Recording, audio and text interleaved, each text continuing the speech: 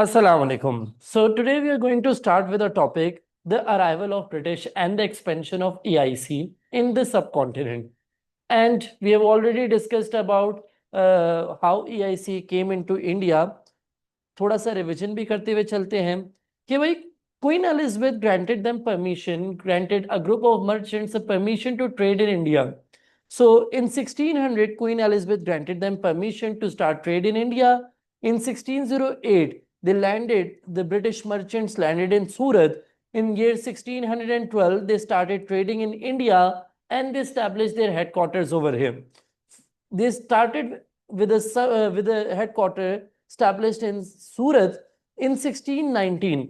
लेकिन ये जो हेडक्वार्टर था ये बहुत छोटा सा था, इसको हम ज्यादा अहमियत नहीं देते। हम जो मेन हेडक्वार्टर्स कंसीडर करते हैं वो मद्रास, बॉम्बे और कोलकाता वाला हेडक्वार्टर को हम ज्यादा इंपॉर्टेंस देते हैं, क्योंकि ये ब्रिटिश की 3 मेन प्रेसिडेंसीज बनी बाद में। ठीक है जी।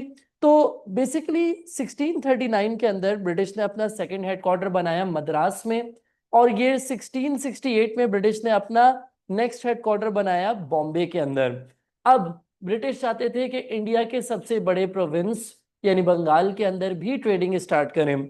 तो इन्होंने क्या किया, 1686 के अंदर औरंगजेब साहब से परमिशन मांगी कि हम बंगाल के अंदर, कोलकाता के अंदर भी अपना एक हेडक्वार्टर बनाना चाहते हैं। लेकिन होता क्या है, औरंगजेब साहब ने इनको रिफ्यूज कर दिया कि हम आपको बंगाल में ट्रेड करने की इजाजत नहीं देंगे, which led to the first encounter between British EIC and the Mughal emperors। बेटा होता कुछ इस तरीके से है कि ब्रिटिश अपनी आर्मी भेज देते हैं औरंगजेब के खिलाफ लड़ने के लिए under the command of Georgia child. लेकिन औरंगजेब के जो बॉयज थे वो बहुत ही स्ट्रांग थे और उन्होंने बाआसानी इनको हरा दिया। And this resulted in the surrender of British EIC in front of Aurangzeb. होता क्या है कि ये औरंगजेब के आगे कुछ इस तरीके से पेश होते हैं कि ये झुक के सरेंडर करते हैं और औरंगजेब साहब से माफी मांगते हैं, so that they could continue trade in India. Aurangzeb ने कहा ठीक है भाई, आपको इजाजत दे देंगे ट्रेडिंग करने की, लेकिन शर्त यह है कि आपको 1.5 लाख रुपए का फाइन पे करना पड़ेगा। 1.5 लाख रुपए आज तो सुनने में एक मामूली सी अमाउंट लगती है, लेकिन उस टाइम पे सोचो 1686 के अंदर ये कितनी बड़ी अमाउंट होगी। तो EIC was allowed to continue trade in India but they had to pay a huge fine at the time.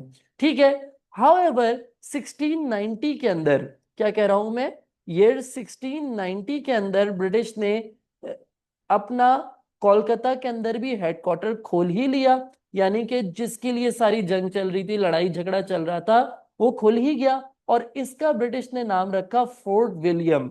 ठीक है। तो इस तरीके से ब्रिटिश के 3 मेन हेडक्वार्टर्स की हमारे पास नॉलेज आ गई। वो कौन से हैं? एक है मद्रास में जिसका नाम था सेंट जॉर्ज, एक था बॉम्बे के अंदर जिसका नाम था बॉम्बे कैसल, और तीसरा हमने पढ़ा कि ब्रिटिश ने कोलकाता में अपना हेडक्वार्टर खोला जिसका नाम था fort William. I hope that's clear. British अब इंडिया के अंदर अराइव हो चुके हैं, ब्रिटिश इंडिया के अंदर आ चुके हैं। अब टाइम आ चुका है इनके एक्सपेंशन के बारे में। इनके एक्सपेंशन के बारे में अगर हम लोग पढ़ें तो इसमें जो जिक्र आ रहा होगा वो आ रहा होगा कार्नेटिक वॉर्स का, एंग्लो मैसूर वॉर्स का, एंग्लो मराठा वॉर्स का, और इसके दौरान जो कनेक्शन बन रहा होगा कुछ चीजों से वो है battle of Plassey, battle of Buxar. इस तरीके से कुछ और भी रेलेवेंट इवेंट्स हैं जो हम इस टाइमलाइन वाइज पढ़ रहे होंगे। 1746 से लेके 1819 तक मैंने यहाँ पे कवर किया हुआ है, और फिर हम आगे की टाइमलाइंस में चीजों को देख रहे होंगे। देखो भाई कार्नेटिक क्या है, मैं आपको जगह दिखाऊंगा, कार्नेटिक मैप पे भी दिखाऊंगा। कार्नेटिक एक रीजन है, और कार्नेटिक रीजन में जो वॉर्स हुई वो कहलाती हैं कार्नेटिक वॉर्स, और कार्नेटिक वॉर्स हुई हैं 1746 और 1763 के दरमियान। भाई कार्नेटिक वॉर्स हुई हैं 1746 और 1763 के दरमियान, और इस टाइमलाइन के बीच में जो और भी कनेक्टिंग बैटल्स आ जाएंगी जैसे बैटल ऑफ प्लासी और बैटल ऑफ बुक्सर, हम इसको कवर कर लेंगे। देखिए कार्नेटिक वॉर्स की मैं एक लंबी सीरीज आपको समझाऊंगा, लेकिन आप लोगों ने उसमें से याद सिर्फ मेन मेन बातें करनी है। That is battle of Plassey, siege of Arcot, battle of Buxar और पौंडीचेरी। बेसिकली आपने सिर्फ ये चीजें याद करनी है, बाकी चीजें बस मैं वो कनेक्शन बनाने के लिए और हिस्ट्री के टॉपिक्स को पूरा करवाने के लिए पढ़ा रहूंगा। अगर हम लोग उस टाइम की बात करें तो there were four main European powers in the subcontinent. जैसे ब्रिटिश ईआईसी थी, वैसे और भी ईस्ट इंडिया कंपनीज वहां पे एग्जिस्ट करती थी। जैसे पोर्तुगीज की ईआईसी, डच की ईआईसी, फ्रेंच की ईआईसी। लेकिन डच और पोर्तुगीज कोई इतने अहम रोल नहीं प्ले करेंगे। जो मेन हम लोग पढ़ेंगे is about the rivalry between the French EIC and the British EIC. भाई, ब्रिटिश ईआईसी और फ्रेंच ईआईसी मेन राइवल्स थे इंडिया के अंदर। इसका एक रीजन ये है कि भाई ब्रिटेन और फ्रांस दुनिया में काफी सारी जगहों लड़ रहे होते थे। अब जब ब्रिटेन और फ्रांस दुनिया में बहुत सारी जगह लड़ रहे हैं तो उसका इम्पैक्ट इंडिया के ऊपर आता था। देखो, आज के दौर में ऐसा नहीं होता। आज के दौर में क्या होता है, अगर फॉर एग्जाम्पल पाकिस्तान और इंडिया आपस में जंग कर रहे हैं, लड़ाई कर रहे हैं, तो इसका हरगिज ये मतलब नहीं है कि अगर फॉर एग्जाम्पल कनाडा के अंदर एक पाकिस्तानी कंपनी और एक इंडियन कंपनी है तो वो आपस में जंग करने लग जाए। लेकिन उस टाइम पे इंडिया की सिचुएशन ऐसी वीक थी कि इंडिया के अंदर ऐसा भी होता था कि अगर ब्रिटेन और फ्रांस आपस में दुश्मन है तो ब्रिटिश ईआईसी और फ्रेंच ईआईसी एक दूसरे के ऊपर अटैक्स करती थी। तो पढ़ने चलते हैं सबसे पहले कार्नेटिक वॉर्स की सीरीज को। कार्नेटिक का क्या है भाई, ये आप अगर इंडिया का मैप देखें तो ये जो रेड वाला पार्ट है ना, this is called Carnatic region. और यहाँ पे कुछ ब्रिटिश के मेन हेडक्वार्टर्स थे और कुछ फ्रेंच के भी यहाँ पे हेडक्वार्टर्स थे। जैसे कि सेंट जॉर्ज, जो कि मद्रास वाला हेडक्वार्टर है ब्रिटिश का, और सेंट डेविड जो है बेसिकली वो ब्रिटिश के यहाँ पे दो मेन हेडक्वार्टर्स जिसका मैं जिक्र करूंगा। और अगर फ्रेंच की बात करूं तो आर्कट और पौंडीचेरी जैसे मेन हेडक्वार्टर्स यहाँ पर बने हुए थे। बेसिकली फर्स्ट कार्नेटिक वॉर जो हुई वो बिटवीन 1740 एंड 1748 हुई। होता कुछ इस तरीके से कि ऑस्ट्रिया, आपको मालूम है कंट्री है, ऑस्ट्रिया में सक्सेशन डिस्प्यूट चल रहा था। और इस डिस्प्यूट में ब्रिटेन और फ्रांस एक दूसरे के मद्दे मुकाबिल खड़े हुए थे। तो होता क्या है कि जब ब्रिटेन और फ्रांस लड़ेंगे तो ब्रिटिश ईआईसी और फ्रेंच ईआईसी लड़ेगी। होता कुछ इस तरीके से है कि ये जो बे ऑफ बंगाल वाली साइड है, यहां पर कुछ फ्रेंच की बोट्स और शिप्स खड़ी हुई थी जो ट्रेडिंग के लिए इस्तेमाल होती हैं। तो ब्रिटिश ने क्या किया, इनको अटैक कर दिया। अब फ्रेंच को बहुत गुस्सा आया, तो फ्रेंच गए यहाँ के नवाब के पास, ये जो कार्नेटिक का नवाब था इसके पास गए और इससे कहा कि भाई हमारी मदद करो, हम ब्रिटिश से बदला लेना चाहते हैं। तो नवाब ने पूछा भाई मेरा क्या फायदा है इसमें। इन्होंने कहा एक काम करेंगे, हम ब्रिटिश के इस हेडक्वार्टर को यानी मद्रास वाले हेडक्वार्टर को कवर करेंगे और कैप्चर करेंगे और ये आपके हवाले कर देंगे। तो भाई इसने कहा ठीक है, मैं आपकी तरफ आ गया हूं। इसका नाम था अनवरुद्दीन। ठीक है, अनवरुद्दीन साहब ने कहा मैं आपकी तरफ आ गया हूं। इन्होंने क्या किया, इन्होंने फ्रेंच ने क्या किया, ब्रिटिश के हेडक्वार्टर को अटैक किया। ठीक है जी, फ्रेंच ने कैप्चर कर लिया मद्रास को और इस तरीके से ब्रिटिश जो हैं वो इस बैटल में हार गए। फर्स्ट कार्नेटिक वॉर में ब्रिटिश हार गए। बेसिकली होता क्या है कि जो ऑस्ट्रिया के अंदर सक्सेशन डिस्प्यूट चल रहा था, जो 1740 में स्टार्ट हुआ था, वो 1748 में खत्म हो गया। ठीक है जी।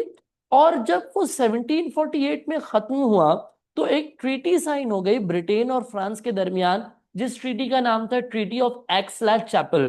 क्या नाम था, ट्रीटी ऑफ एक्सलैट चैपल। जिसके अकॉर्डिंग डिसाइड ये हुआ था कि peace will be declared between France and Britain. अब जब फ्रांस और ब्रिटेन के दरमियान ही पीस हो गया तो फ्रेंच ईआईसी और ब्रिटिश ईआईसी कैसे लड़ सकती है। तो इसके रिजल्ट में क्या हुआ था, Madras was return to British. ठीक है, लेकिन सर एक बात बताएं कि वो तो फ्रेंच ने तो वादा किया था यहाँ के नवाब के साथ कि अगर ये हेडक्वार्टर हमने कैप्चर कर लिया तो ये आपके हवाले कर देंगे। तो भाई पहली बात समझो कि फ्रेंच वो वादा वैसे ही भूल गए थे। जब यहाँ का नवाब आया ना, बोलता है ठीक है भाई मैंने आपकी मदद की थी, मेरी मदद से आपने सेंट जॉर्ज पे कब्जा कर लिया, तो अब ये मुझे मेरे हवाले कर दे।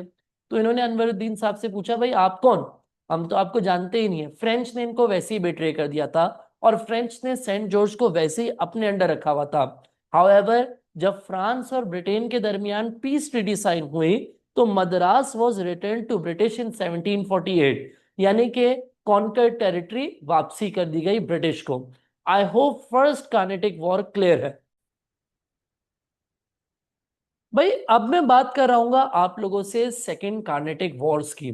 सेकेंड कार्नेटिक वॉर्स की अगर मैं बात करूं तो बेसिकली होता कुछ इस तरीके से है कि मैं आपको पहले कैरेक्टर्स इंट्रोड्यूस कर दूं, टीमिंग बना दें, फिर देखेंगे कौन किससे लड़ रहा होगा। अच्छा जी, ये जगह है जिसको मैं कहता हूँ हैदराबाद। क्या कहता हूँ? हैदराबाद। और आपको मालूम है कि इस जगह को तो हमने कार्नेटिक का नाम दे ही दिया है, जिधर मद्रास और पौंडीचेरी और आर्कट वगैरह का जिक्र हमने ऑलरेडी किया। बेसिकली हैदराबाद में लीडरशिप किसके पास थी, जरा मैं आपको डिटेल में बता दूं। हैदराबाद में निजामियत का सिस्टम चलता था और यहाँ का जो इनिशियली नवाब था उसका नाम था आसफ जा। क्या नाम था? आसफ जा। जब आसफ जा की डेथ हुई तो तीन पॉसिबल ऑप्शंस थे जो नेक्स्ट निजाम बन सकते थे। एक इसका बेटा जिसका नाम था नासिर जंग। नासिर जंग को हमने एक कार्टून कैरेक्टर दे दिया। दूसरा इसका ग्रैंड सन था जिसका नाम था मुजफ्फर जंग। ठीक है। और तीसरा इसका एक और बेटा था जिसका नाम था सलाबत जंग। लेकिन आप अगर इनके मिजाज को देखें तो सलाबत जंग जो है वो बहुत क्यूट सा बॉय है, लेकिन नासिर जंग और मुजफ्फर जंग ये तो मुझे इतने क्यूट लग नहीं रहे। तो भाई जब इनके दरमियान डिस्प्यूट हुआ ना कि कौन जो है वो नेक्स्ट निजाम बनेगा, तो सलाबत जंग ने तो कहा मैं तो पूकी हूं, मुझे तो यहाँ पर नहीं लड़ने वड़ने का कोई शौक। अगर आप लोगों को लड़ने का शौक है तो आप लोग कर लो, क्योंकि मैं तो क्या हूं, मैं पूकी हूं। समझ नहीं बात? लिहाजा ये साइड पे हो गया सलाबत जंग, और नासिर जंग और मुजफ्फर जंग की आपस में लड़ाई झगड़ा चलता रहा। इनिशियली क्या हुआ, इनिशियली जो नासिर जंग है ही became the Nizam of Hyderabad, लेकिन मुजफ्फर जंग पूरे टाइम इससे लड़ता रहा ताकि ये कुर्सी उसको मिल जाए। बहरहाल यहाँ पे मैंने एक आपको एक कॉन्फ्लिक्ट का बता दिया बिटवीन नासिर जंग एंड मुजफ्फर जंग। अब बात करते हैं कार्नेटिक के रीजन की। कार्नेटिक के अंदर जो था वो नवाब था, जैसे वहां पे निजाम कहलाता है, यहाँ पे नवाब वाला सिस्टम था। तो इनिशियली नवाब था दोस्त अली, लेकिन जब दोस्त अली की डेथ हुई तो दो पॉसिबल ऑप्शंस थे। एक इसका बेटा अनवरुद्दीन और इसका एक दामाद था सन इन लॉ था चंदा साहिब। तो भाई इनका आपस में झगड़ा रहा कि कुर्सी कौन संभालेगा, और इनिशियली अनवरुद्दीन ने ये कुर्सी को संभाल लिया था। अब याद रखेगा अनवरुद्दीन जो था वो ब्रिटिश का एलाय था। क्यों? मैंने आपको फर्स्ट कार्नेटिक वॉर में बताया कि इसने इनिशियली तो ब्रिटिश के खिलाफ जाके फ्रेंच की मदद की थी, लेकिन फ्रेंच ने अब वादा खिलाफी की थी इससे, इसको वो हेडक्वार्टर दिया नहीं था जो वो प्रॉमिस किया था इससे। तो ये किसके साथ हो गया था? ये ब्रिटिश के साथ हो गया था। समझ नहीं बात? तो टीमिंग कुछ इस तरीके से बनी भाई। अगर हम गौर से कार्नेटिक वॉर्स को पढ़ें तो ब्रिटिश था, ब्रिटिश के साथ अनवरुद्दीन था। अनवरुद्दीन का जो दुश्मन था चंदा साहिब वो फ्रेंच के साथ मिल गया। इसी तरीके से जो नासिर जंग था वो भी ब्रिटिश का साथी था। तो इसका जो नासिर जंग का जो ओपोनेंट था मुजफ्फर जंग, वो किसके साथ मिल गया? वो जाके फ्रेंच के साथ मिल गया। तो इस तरीके से टीम्स बन गई भाई। भाई ब्रिटिश, अनवरुद्दीन और नासिर जंग ये एक तरफ है, फ्रेंच चंदा साहिब और मुजफ्फर जंग ये दूसरी साइड पे है। देखो इनिशियली क्या था कि अनवरुद्दीन कार्नेटिक का नवाब था और नासिर जंग जो है वो हैदराबाद का निजाम था। हैदराबाद का निजाम कौन था भाई? नासिर जंग था।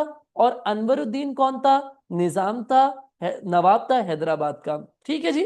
तो इनिशियली ब्रिटिश की टीम स्ट्रांग नजर आ रही है क्योंकि कंट्रोल इनके हाथ में है। भाई निजाम भी इनका है, नवाब भी इनका है, यानी कि पॉलिसी सारी इनकी तरफ से बन रही है। और फ्रेंच की टीम वीक है क्योंकि फ्रेंच की टीम सिर्फ अपोजिंग साइड पे है, ओपोनेंट साइड पे है, लेकिन उनके हाथ में अभी कंट्रोल नहीं है। इसी चक्कर में बैटल होती है। सेकंड कार्नेटिक वॉर में आपको समझाने जा रहा हूं, बैटल होती है जिसका नाम है बैटल ऑफ अनबुर। बैटल ऑफ अनबुर के अंदर जब ये टीम्स एक दूसरे के खिलाफ लड़ती हैं तो अनवरुद्दीन इसमें मर जाता है। अनवरुद्दीन इसमें क्या हो जाता है? कत्ल हो जाता है। He got killed in this battle. अब जब ये कत्ल हो गया तो डेफिनेटली सीट किसके पास चली गई? सीट चली गई चंदा साहिब के पास and he became the next nawab of Carnatic. तो अभी देखो 1-1 वाली पोजीशन हो गई, एक पोजीशन ब्रिटिश के पास है और एक पोजीशन फ्रेंच के पास है। अब ये बैटल मजीद कंटिन्यू होती है। नेक्स्ट सीन क्या है कि भाई जब नासिर जंग और मुजफ्फर जंग का एक दूसरे से मुकाबला होता है तो सबसे पहले तो नासिर जंग इसमें मारा जाता है, ही गॉट किल्ड इन 1750। लेकिन अगले ही साल मुजफ्फर जंग भी इसमें मारा जाता है 1751 में। यानी कि जो दो लोग थे दोनों ही आपस में लड़ते लड़ते मर गए। अब मैंने आपको बताया था कि इनिशियली 3 पॉसिबल ऑप्शंस थे, नासिर जंग, मुजफ्फर जंग और सलाबत जंग। देखो नासिर जंग भी इस जंग के अंदर मर गया और मुजफ्फर जंग भी इस कुर्सी की लालच में मर गया। तो अब बचा कौन? पीछे तो सिर्फ बचा सलाबत जंग, जिसने इनिशियली डिसाइड किया था कि ये लड़ेगा नहीं, he did not fight for the position. लेकिन पोजीशन इसी के लिए बनी हुई थी, इसी के नसीब में थी। तो Salabat Jung became the new Nizam of Hyderabad and Salabat Jung was supporter of French, he was supported by French. तो अब देखो भाई किसकी पोजीशन स्ट्रांग नजर आ रही है। भाई देखो अनवरुद्दीन मर गया, चंदा साहिब बिकेम द नेक्स्ट नवाब, नासिर जंग भी मर गया, मुजफ्फर जंग भी मर गया और जो पोजीशन आई वो आई सलाबत के हाथ में और सलाबत भी फ्रेंच के साथ ही था। तो अब फ्रेंच का पलड़ा भारी नजर आ रहा है, फ्रेंच जो है वो ज्यादा स्ट्रांग नजर आ रहे हैं। ठीक है, फ्रेंच के साथ निजाम भी है, नवाब भी है, नवाब ऑफ कार्नेटिक भी फ्रेंच का साथी है और निजाम ऑफ हैदराबाद सलाबत भी फ्रेंच का साथी है। तो ब्रिटिश को बड़ी टेंशन हो गई।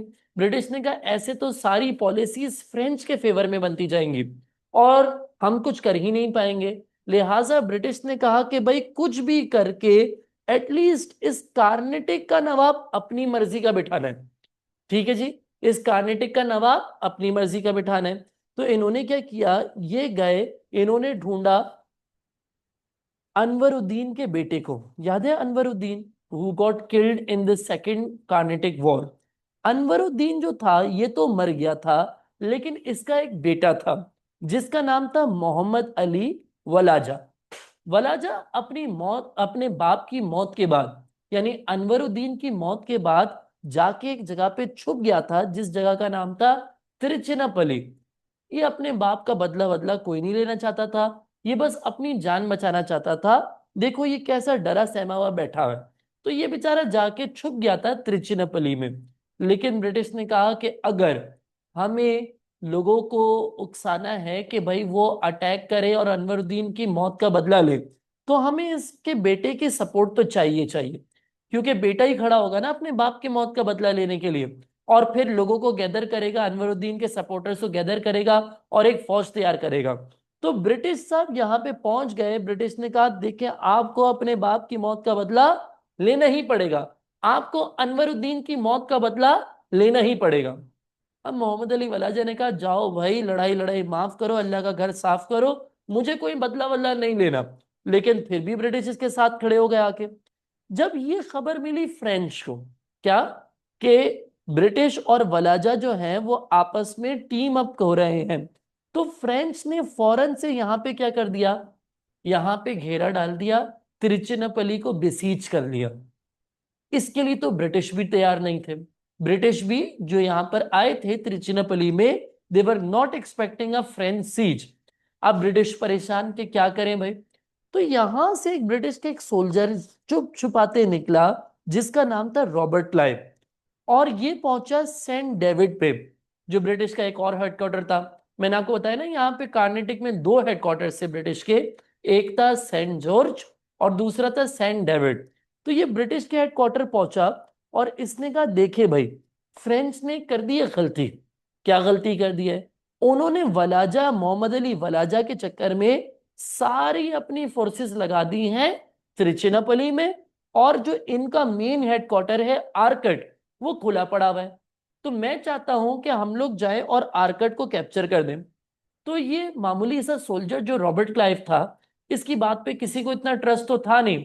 तो ब्रिटिश कमांडर्स ने कहा एक काम कर भाई, अगर तुम्हें लगता है कि तुम जाके आर्कट को कैप्चर कर सकते हो तो ये लो 500 बंदे और जाके खुद कैप्चर कर लो। रॉबर्ट क्लाइव ने कहा ठीक है, मैं ये काम आपको करके दिखाऊंगा। और हुआ क्या कि रॉबर्ट क्लाइव महज 500 बंदों के साथ निकला और इसने आर्कट को कैप्चर कर लिया। आर्कट क्या है, मैं एक बार फिर रिवीजन करवा दूं कि भाई यहां पर जो है वो ब्रिटिश, अगर फॉर एग्जांपल मैं आपको ये मैप दिखाऊं, ये कार्नेटिक रीजन है, एक सेकेंड ओके, ये कार्नेटिक रीजन है। कार्नेटिक रीजन में आर्कट क्या है, फ्रेंच का एक हेडक्वार्टर था। इस पे क्या हुआ, रॉबर्ट क्लाइव 500 बंदे लेके गया, उसने सेंट जॉर्ज से मार्च किया और 500 बंदों के साथ आर्कट को घेर लिया, आर्कट को बिसीज कर लिया। इस टाइम पे बेटा ये जो मैं कह रहा हूं कार्नेटिक रीजन है, कार्नेटिक का नवाब कौन था, कार्नेटिक का नवाब था चंदा साहिब। कौन था, चंदा साहिब। और चंदा साहिब किसका सपोर्टर था, चंदा साहिब फ्रेंच का सपोर्टर था, हमें पता है। अनवरुद्दीन की मौत के बाद चंदा Sahib became the next nawab of Carnatic, और ये था फ्रेंच का सपोर्टर। और अब इसी के एरिया में फ्रेंच का आर्कट कैप्चर हो गया। तो भाई फ्रेंच ने कहा चंदा भाई क्या चल रहा है यार, आपकी मौजूदगी में, आपके नवाब होते हुए हमारा हेडक्वार्टर जो है वो कैप्चर हो गया। चंदा ने कहा टेंशन नहीं लो, मैं फौज भेजता हूं ना यार। चंदा ने कहा मैं अभी फौज भेज रहा हूं और इतनी बड़ी फौज भेजूंगा कि घबरा जाएंगे। और कितनी बड़ी फौज भेजी, ब्रिटिश की फौज थी सिर्फ 500 बंदों की, चंदा साहिब की फौज थी 7,500 मैन। होता क्या है, इस इतनी बड़ी फौज के बावजूद भी चंदा was defeated by the forces of Robert Clive. Robert Clive ने इतना इफेक्टिव बिसीज किया था यहाँ पे कि चंदा इसको कुछ भी नहीं कर पाया।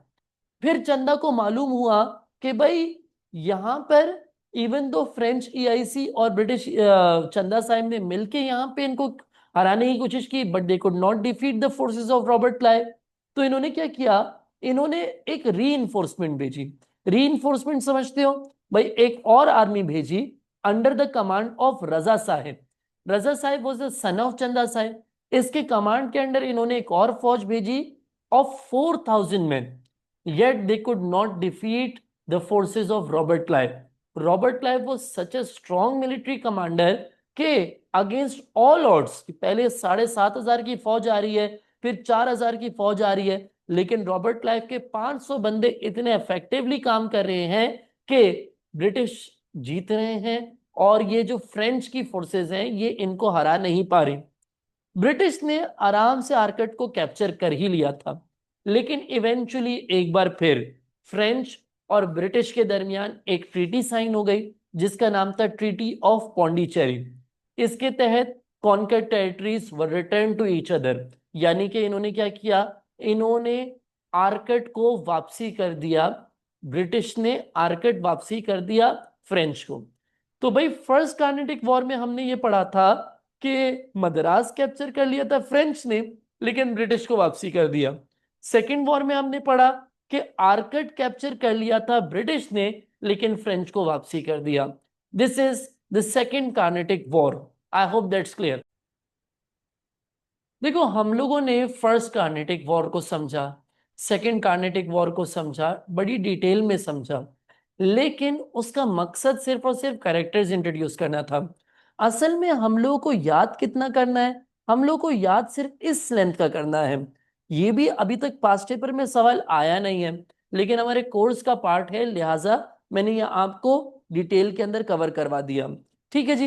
भाई सवाल कैसे आ सकता है, describe the siege of Arcot. Siege of Arcot 23 सितंबर और 14 नवंबर 1751 के दरमियान चली, आर्कट पे चली। ये ब्रिटिश ईआईसी जो कि रॉबर्ट क्लाइव के कमांड के अंडर थी और नवाब की फोर्सेस के दरमियान हुई। नवाब का नाम क्या है, चंदा साहिब, जिसको फ्रेंच ईआईसी के कुछ बंदे भी सपोर्ट कर रहे थे क्योंकि हेडक्वार्टर तो एक्चुअली उन्हीं का था। रॉबर्ट क्लाइव की आर्मी 500 बंदों की थी, चंदा की आर्मी इनिशियली 7,500 की थी, लेकिन रॉबर्ट क्लाइव की आर्मी ने जितना इफेक्टिवली मद्रास वाले हेडक्वार्टर यानी सेंट जॉर्ज से मार्च किया आर्कट में विद इन 6 डेज, और इन्होंने आर्कट को कैप्चर कर लिया without firing a single shot. भाई जब इसको मालूम हुआ चंदा को कि हम लोग हार रहे हैं, तो इसने इमीडिएटली 4,000 की आर्मी डिस्पैच की with 150 members from the French EIC under the command of his son रजा साहिब, ताकि इसको रिकैप्चर कर सके। लेकिन चंदा की आर्मी को सरेंडर करना पड़ा after heavy loss, and Clive जो है वो इसमें जीत गया था। हाउएवर मैंने आपको बताया because of treaty of Pondicherry Arcot was return to French EIC. भाई अब हम मूव करने वाले हैं अपनी थर्ड कार्नेटिक वॉर्स की सीरीज के ऊपर। थर्ड कार्नेटिक वॉर हुई है बिटवीन, बेसिकली मैं आपको अगर टाइमलाइन बताऊं तो 1756 में बेसिकली मैं आपको समझाऊंगा 7 ईयर वॉर स्टार्ट हुई और 1763 तक चली। अब ये 7 ईयर वॉर क्या है मैं उसका आपको जिक्र कर दूं। बेसिकली उस टाइम पे यूरोप में एक वॉर स्टार्ट हुई जिसमें बहुत सारी कंट्रीज इन्वॉल्व थी, लेकिन हमारा कंसर्न क्या है, ब्रिटिश और फ्रांस से। ठीक है, ये वॉर 7 ईयर वॉर्स क्यों कहलाती है, क्योंकि ये 7 साल तक चली। 1756 से लेके 1763 तक जो है ये वॉर्स चलती आई, जिसमें ब्रिटिश और फ्रांस एक दूसरे के खिलाफ लड़ रहे थे। अब जब ब्रिटेन और फ्रांस लड़ते हैं दुनिया में तो उसका इंपैक्ट आता है इंडिया के ऊपर, और ब्रिटिश ईआईसी और फ्रेंच ईआईसी आपस में लड़ते हैं। तो भाई फ्रेंच ईआईसी ने क्या किया, अपना एक नया कमांडर बनाया जिसका नाम रखा इन्होंने काउंटे डे लैली। बेसिकली इन्होंने तो नहीं रखा, इसका नाम पहले से था, लेकिन मैंने बस ऐसे ही कह दिया इसको। बेसिकली इन्होंने एक नया कमांडर बनाया जिसका नाम था काउंटे डे लैली। हम इसको शॉर्ट में कहेंगे लैली। लैली बहुत ही अग्रेसिव कमांडर था। इसको भेजने का मकसद ही था कि मार धाड़ एक्शन करो और ब्रिटिश को नुकसान पहुंचाओ। तो आते के साथ ही भाई लैली ने क्या किया, ब्रिटिश का हेडक्वार्टर था सेंट डेविड, मद्रास के पास ही एक और हेडक्वार्टर था ब्रिटिश का सेंट डेविड। ये सब कार्नेटिक रीजन के अंदर है, तभी हम इसको कार्नेटिक वॉर्स के पार्ट के तौर पे पढ़ रहे हैं। तो इसने क्या किया, सेंट डेविड को अटैक करके कैप्चर कर लिया। अब इसका जो नेक्स्ट टारगेट था वो था सेंट जॉर्ज, मद्रास वाला जो हेडक्वार्टर है, इसको बिसीज करना इसका मकसद था। भाई अगर कोई भूल चुका है कि सेंट जॉर्ज क्या है, तो मैं आपको बता दूं कि जब ब्रिटिश आए थे तो ब्रिटिश ने इनिशियली अपने कुछ हेडक्वार्टर्स बनाए थे। जब ब्रिटिश इंडिया के अंदर अराइव हुए थे तो उन्होंने सबसे पहले तो 1619 के अंदर अपना हेडक्वार्टर बनाया था सूरत में।